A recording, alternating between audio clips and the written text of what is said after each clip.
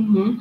Quando você colocou alguns pontos, a gente pode debater ainda ao longo do programa em relação a essa fala do Macron, OTAN, Ocidente, também das eleições que serão entre os dias 15 e 17 de março na Rússia. Mas esse ponto que você chama de avançou e controlou esse avanço, e principalmente na cidade de Avdiivka, né, que é esse último avanço muito importante, e por conta da baixa ajuda militar que a Ucrânia vem recebendo, na sua opinião, há alguma perspectiva para o fim da guerra? Eu sei que a gente estava falando agora de fazer análises no quente, né, de que a gente pode isso depois alterar, é óbvio. Mas como você avalia essa perspectiva, assim, para onde a Ucrânia pode correr, sendo que o Ocidente está dividida na questão agora da Palestina? A gente até pode comentar sobre isso. Como que também o conflito da Palestina acabou entrando no conflito da Ucrânia, né, querendo ou não. Como que esse conflito, né, essa guerra de Benjamin Netanyahu contra os palestinos se ingressou nessa guerra na Ucrânia, que ficou um pouco abaixo por conta desse tema? Olha, para responder essa pergunta, tem que falar da política dos Estados Unidos, né? Ela está ligada totalmente com a política interna dos Estados Unidos. Lembrando que nos Estados Unidos, esse ano, a gente tem eleições presidenciais com a chance do Donald Trump voltar a ser presidente dos Estados Unidos. Ele é contrário a essa guerra. Então, eu acho que o grande ponto sobre o final dessa guerra está ligado com a capacidade da Ucrânia continuar recebendo dinheiro para manter o conflito. Obviamente, principalmente dos Estados Unidos, porque o Joe Biden, apesar de encontrar, desde setembro do ano passado, muita dificuldade, né, de manter esse dinheiro, a gente viu aí agora os países europeus querendo, né, manter a ajuda à Ucrânia. O Macron, ele falou uma coisa que é colocar tropas dos países europeus na Ucrânia, o que significa um conflito direto Rússia-OTAN. Né? Então, mas rapidamente, o Stoltenberg, né, que é eu não sei exatamente dizer qual cargo lá, mas o chefe da OTAN, correu para dizer... Secretário-geral da OTAN, né? Secretário-geral, isso. Ele correu para dizer, falou assim, não, isso não vai acontecer. Isso seria muito grave, porque aí a Rússia passaria a considerar o uso de armas nucleares, né? Porque está lutando contra a aliança, né? Tropas da aliança em solo ucraniano, porque até hoje a gente não teve isso. Eles dispensam ajuda financeira e material, né? Foram lá os tanques. Inclusive, a notícia do dia de ontem era que a Rússia, pela primeira vez, destruiu um tanque norte-americano, né? Os Abrams. Acho que foram 31 tanques e a Rússia destruiu um pela primeira vez. Os tanques alemães também, o da Inglaterra. Então, era uma ajuda financeira, uma ajuda material, mas tropas, né? Homens em território da Ucrânia, isso ainda não era aventado. Somente o Macron falou isso, o Olaf Scholz também correu para dizer que isso não vai acontecer, inclusive ele falou isso é impensável, porque realmente eles estariam até aqui nesse conflito e que a Rússia já tem a percepção claríssima de que eles já estão envolvidos, mas aí uma confrontação direta, militar, né, com o uso da força militar bruta, é outra história. Então, eu acho que o fim do conflito, voltando lá no conteúdo da sua pergunta, ele está muito ligado com a capacidade da Ucrânia se manter ainda, né, e a capacidade da Ucrânia tentar uma saída negociada. Neste curtíssimo prazo, né, acho que de 1, 2 meses, eu acho que esse conflito não termina, porque eu acho que o que a Rússia está esperando é justamente isso, a exaustão das forças ucranianas e do financiamento ucraniano. Em relação à questão de Israel, como entra nisso, né? Israel é um parceiro muito mais antigo dos Estados Unidos, muito mais estável e que tem muito mais influência, o lobby sionista, dentro da política norte-americana, na sociedade americana. Então, e uma causa que também os republicanos querem comprar, como eles não querem comprar a causa da Ucrânia. Então, no final de 2023, tinha um pacote lá de ajuda para a Ucrânia, que colocou o governo Biden no seguinte impasse.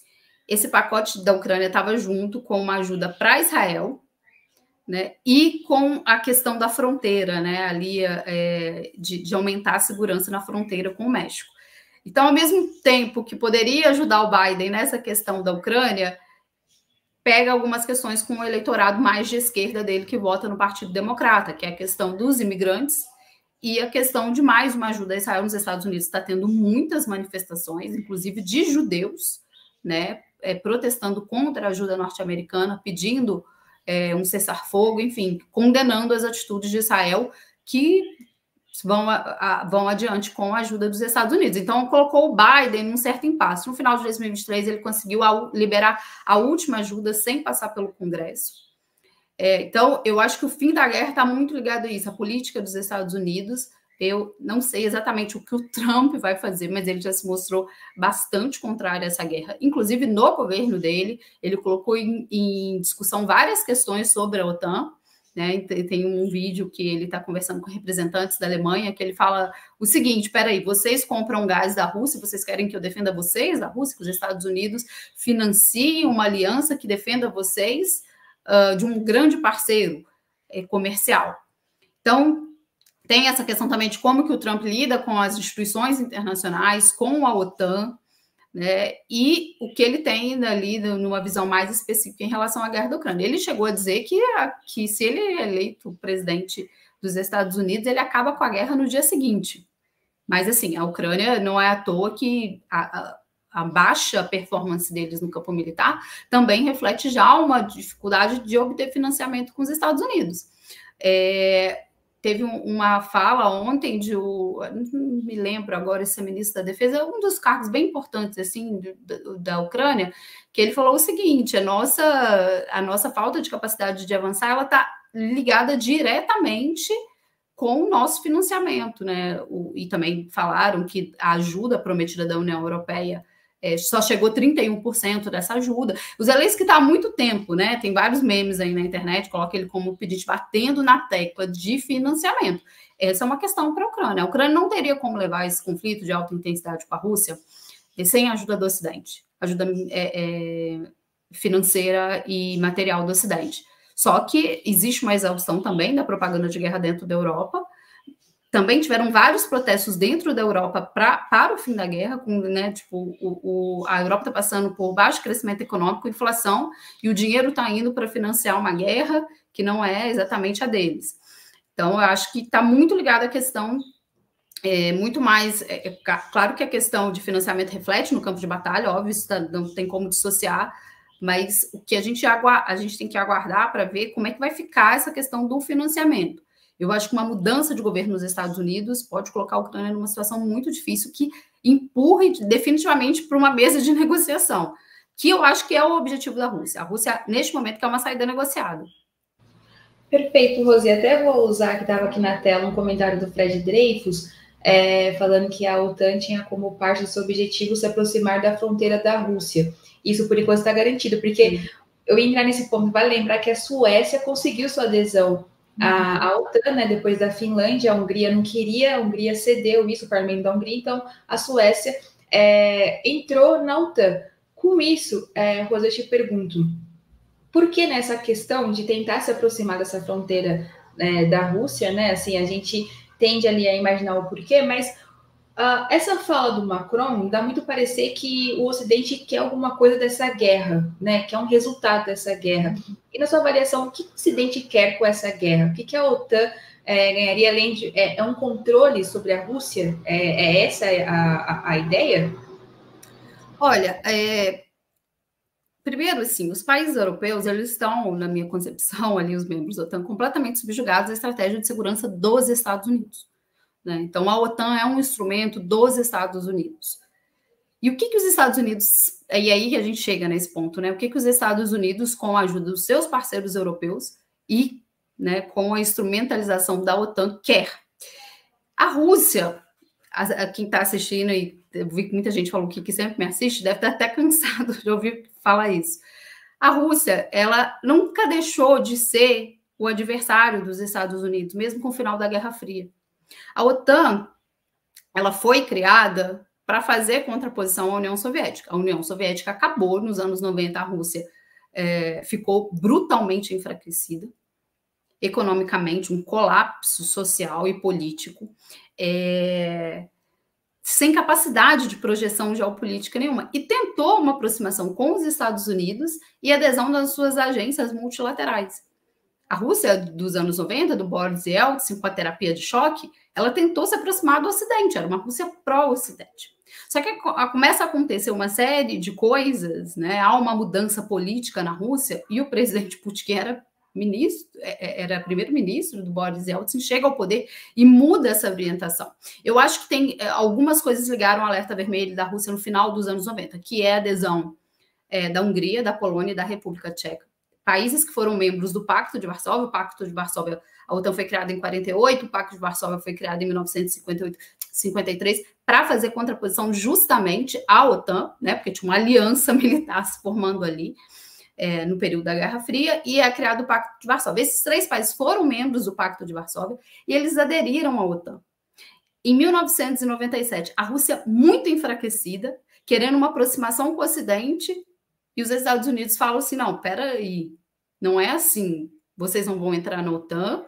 A ajuda que os Estados Unidos dispensou para esses países, para a República Tcheca, por exemplo, para abrir essa economia, ajuda financeira através do FMI, foi muito maior do que dispensado para a Rússia. Então, a Rússia continua ali como um adversário dos Estados Unidos. Por que a OTAN estava se expandindo nos anos 90? Por que a OTAN continuou existindo? E, além disso, o presidente Putin, num discurso em 2007, ele até faz alusão a uma promessa do James Baker de que os Estados Unidos, que a OTAN não ia se expandir para o leste. Enfim, a OTAN começou a se expandir em 99, a Sérvia, uma parceira histórica da Rússia, é bombardeada, e aí eu acho que tem uma mudança, tem a questão da Chechênia também, que ficou muito grave, né? No início dos anos 2000, tem uma série de ataques terroristas, atentado de uma escola, que morrem muitas pessoas. E aí a chegada do Putin ao poder muda muito a reorientação da Rússia. Não é uma mudança automática, né? Não é uma mudança de projeção geopolítica automática, né? Eles tentam uma aproximação com os Estados Unidos, inclusive em 2001, depois dos ataques terroristas, a Rússia ajuda na inserção dos Estados Unidos ali para invadir o Afeganistão, né? Faz até uma negociação com os países da Ásia Central. Então, ao passo que a Rússia continua como um adversário, porque a OTAN está se expandindo, os Estados Unidos ainda querem a expansão dessa aliança em direção às fronteiras da Rússia, a Rússia está vendo ali que não tinha muitas respostas do Ocidente. Eu coloco como um ponto de virada da mudança de projeção geopolítica da Rússia frente a essa estratégia dos Estados Unidos de contenção da Rússia, a partir de 2003, ficou muito conhecida, depois as pessoas passaram a usar muito esse termo, com as revoluções coloridas, né, na Ucrânia, na Geórgia e no Quirguistão. E que a Rússia, o Kremlin emitiu um comunicado ali por volta de 2003, 2005, de que o seguinte, a Rússia estava ciente das questões geopolíticas envolvidas ali naqueles levantes.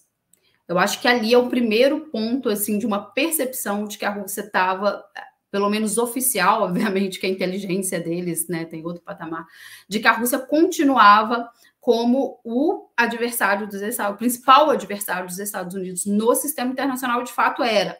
Então, eu estou voltando na história para dizer o seguinte, a Rússia não saiu, né, da esfera ali dos Estados Unidos em nenhum momento, nem nos anos 90, nem no início dos anos 2000.